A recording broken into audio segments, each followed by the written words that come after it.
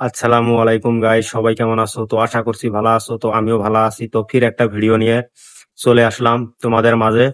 তো যদি আর কি আমার কোনো ভুল হয় তো তোমরা ক্ষমা দৃষ্টিতে দেখবেন। তো অ্যাকচুয়ালি আমার মানে লাইফ স্টাইল মানে লাইফ কথা সবকিছু এই ভিডিওর মধ্যে পাবে।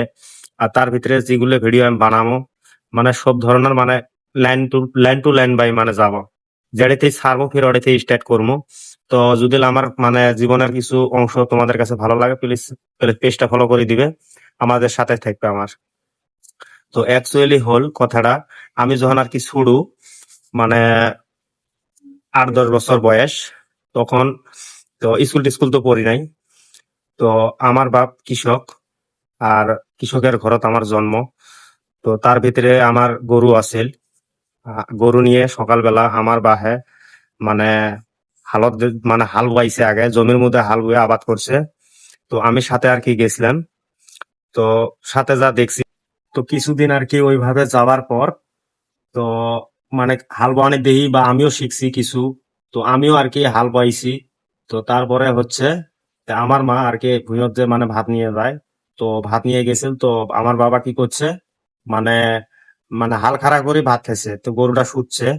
তো গরু শুতার পরে কি হয়েছে, আর গরু উড়ে না তারপরে হচ্ছে আমার বাসায় রাগতে কি করছে, গরুগুলো বেশি দিছে।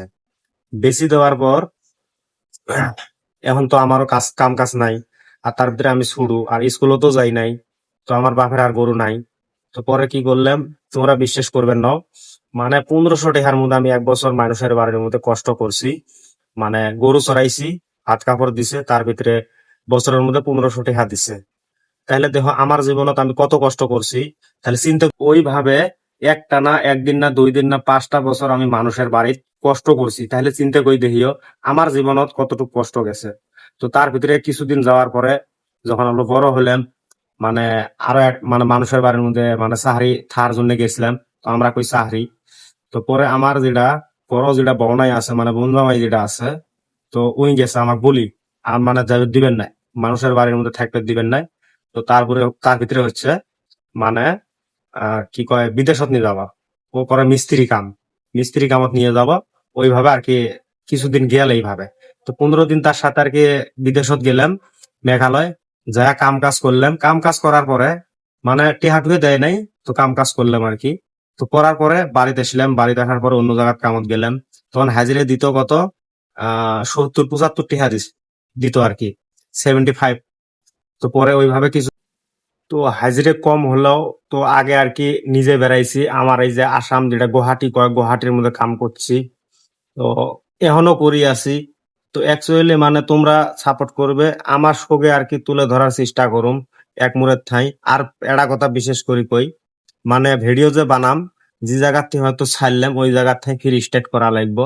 তোমরা পেজটা ফলো করে দিবে যাতে আর কি আমার ভিডিও গুলো আগে তোমাদের ওটাই পৌঁছে। আর মানে এরকম আমার কষ্টের কথাগুলো তোমাদের আর কি মানে কাছে ভাগ করতে পারি।